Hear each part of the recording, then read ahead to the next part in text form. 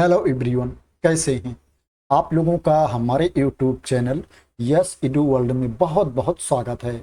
दोस्तों, अगर आप रेलवे में नौकरी करना चाहते हैं, जेई के पद पर जूनियर इंजीनियर की पोस्ट पर जॉब करना चाहते हैं या डिपोट मटेरियल सुपरिंटेंडेंट की पोस्ट पर जॉब करना चाहते हैं, तो आप लोगों के लिए अच्छा मौका है।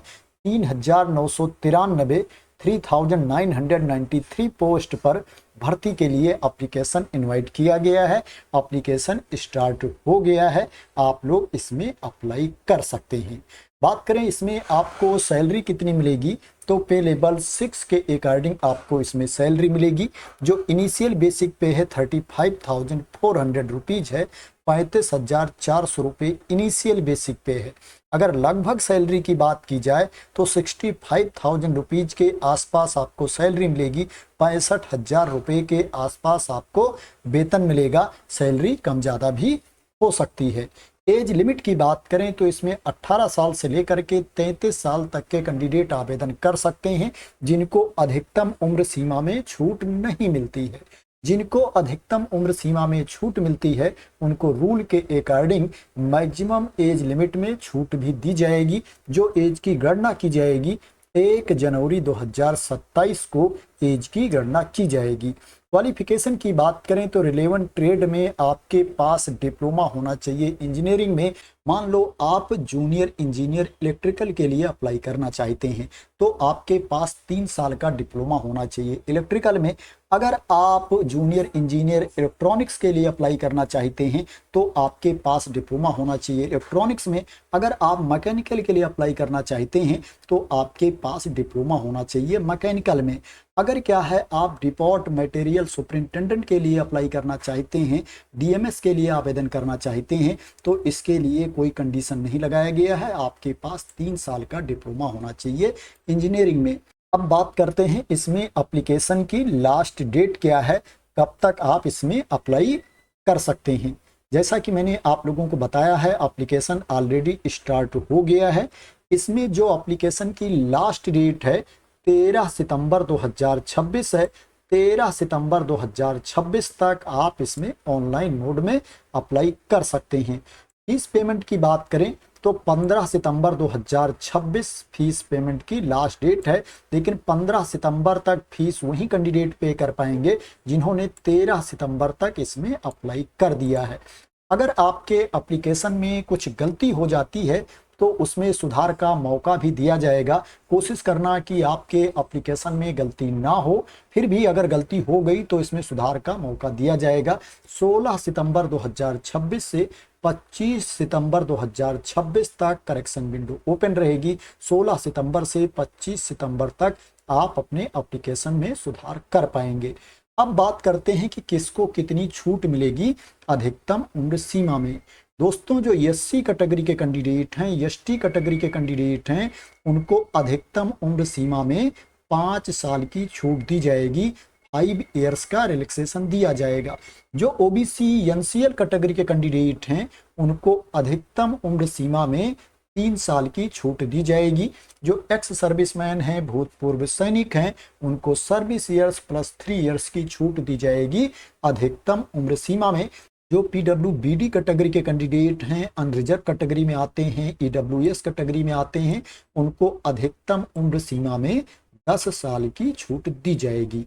पीडब्ल्यूबीडी ओबीसी एनसीएल कैटेगरी के कैंडिडेट को अधिकतम उम्र सीमा में 13 साल की छूट दी जाएगी।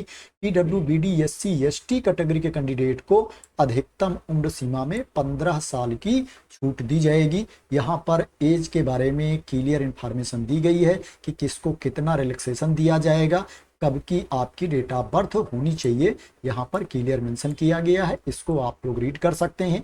इस नोटिफिकेशन की पीडीएफ को मैं अपने टेलीग्राम चैनल पर डाल दूंगा, वहां से आप लोग इसको डाउनलोड कर सकते हैं और अप्लाई करने से पहले पूरी इंफॉर्मेशन रीड कर सकते हैं। अब बात करते हैं इसमें आपका सिलेक्शन कैसे होगा, सिलेक्शन का प्रोसेस क्या है। दोस्तों, इसमें कंप्यूटर बेस्ड टेस्ट होगा ऑनलाइन मोड में। एग्जाम होगा। 2 स्टेजेज का इसमें रिटन टेस्ट होगा, CBT 1 होगा और CBT 2 होगा। इसमें जो CBT 1 होगा उसके बेसिस पर कैंडिडेट को शॉर्टलिस्ट किया जाएगा CBT 2 के लिए। CBT 1 का जो मार्क्स है, अंक है, उसको फाइनल मेरिट लिस्ट में नहीं जोड़ा जाएगा। CBT 2 के बेसिस पर कैंडिडेट को शॉर्टलिस्ट करके डॉक्यूमेंट वेरिफिकेशन के लिए बुलाया जाएगा और उसी के बेसिस पर मेरिट लिस्ट तैयार की जाएगी और कैंडिडेट का सिलेक्शन किया जाएगा। इसमें इंटरव्यू नहीं होगा, आपको कोई साक्षात्कार नहीं देना है। CBT 2 के बाद डायरेक्ट इसमें डॉक्यूमेंट वेरिफिकेशन होगा और मेडिकल एग्जामिनेशन होगा। अब बात करते हैं कि जो इसमें रिटन टेस्ट होगा उसमें कितने प्रश्न पूछे जाएंगे, कहां से प्रश्न पूछे जाएंगे, CBT 1 में भी और CBT 2 में भी।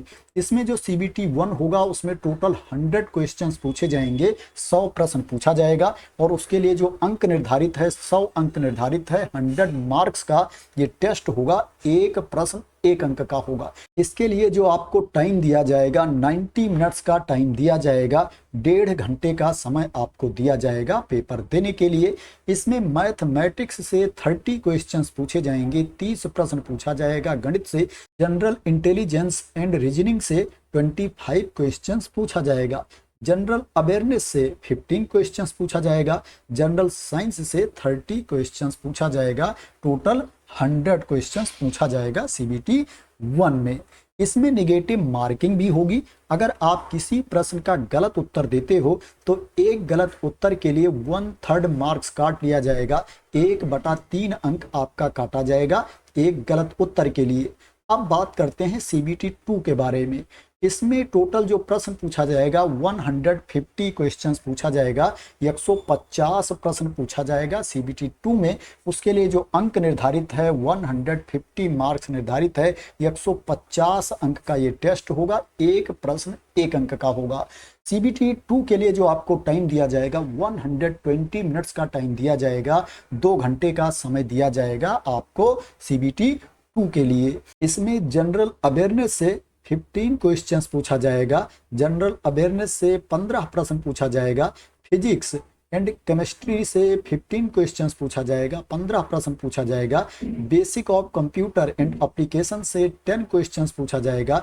Basics of environment and pollution control से 10 क्वेश्चंस पूछा जाएगा और टेक्निकल एबिलिटीज से 100 क्वेश्चंस पूछा जाएगा। टोटल प्रश्नों की संख्या 150 होगी। इसमें भी निगेटिव मार्किंग होगी। अगर आप किसी प्रश्न का गलत उत्तर देते हो तो उसके लिए 1/3 मार्क्स आपका काट लिया जाएगा, 1/3 अंक काटा जाएगा एक गलत उत्तर के लिए। इसमें जो प्रश्न पूछा जाएगा वो बहुविकल्पीय प्रश्न पूछा जाएगा, ऑब्जेक्टिव टाइप के क्वेश्चंस पूछे जाएंगे CBT 1 में भी और CBT 2 में भी।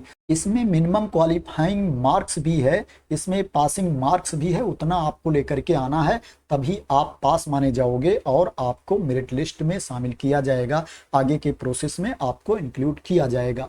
मैं बता देता हूँ किसको कितना अंक लेकर के आना है। जो अनरिजर्व कैटेगरी के कैंडिडेट हैं, EWS कैटेगरी के कैंडिडेट हैं, उनको 40% मार्क्स लेकर के आना है, 40% अंक लेकर के आना है। जो OBC NCL कैटेगरी के कैंडिडेट हैं, SC कैटेगरी के कैंडिडेट हैं, उनको 30% मार्क्स लेकर के आना है। ST कैटेगरी के कैंडिडेट को 25% मार्क्स लेकर के आना है, 25% अंक लेकर के आना है। इसमें आपको फीस भी पे करनी पड़ेगी। मैं बता देता हूं किसको कितनी फीस पे करनी पड़ेगी। ऐसे कैंडिडेट जिनको फीस में छूट नहीं मिलती है उनको 500 रुपीज़ फीस पे करना है, 500 रुपये फीस पे करना है। और जो SC कैटेगरी के कैंडिडेट हैं, ST कैटेगरी के कैंडिडेट हैं, एक्स सर्विसमैन हैं, भूतपूर्व सैनिक हैं, PWBD कैटेगरी के कैंडिडेट हैं, महिला अभ्यर्थी हैं, ट्रांसजेंडर अभ्यर्थी हैं, माइनॉरिटीज कैटेगरी के कैंडिडेट हैं, इकोनॉमिकली बैकवर्ड क्लास के कैंडिडेट हैं, इनको क्या है 250 रुपये फीस पे करना है, 250 रुपीज़ फीस पे करना है। लेकिन यहाँ पर आप जो फीस पे करेंगे पूरी की पूरी नहीं लग जाएगी। जो कैंडिडेट 500 रुपीज़ फीस पे करेंगे, 500 रुपये फीस पे करेंगे, उनकी 400 रुपये फीस बैंक का चार्ज काटने के बाद वापस आ जाएगी अगर वो CBT 1 दे देंगे।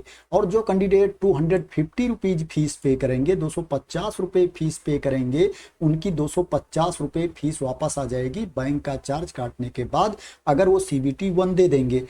अब बात करते हैं कि इसमें आपको अप्लाई कैसे करना है। कहाँ पर जा करके आपको आवेदन करना है।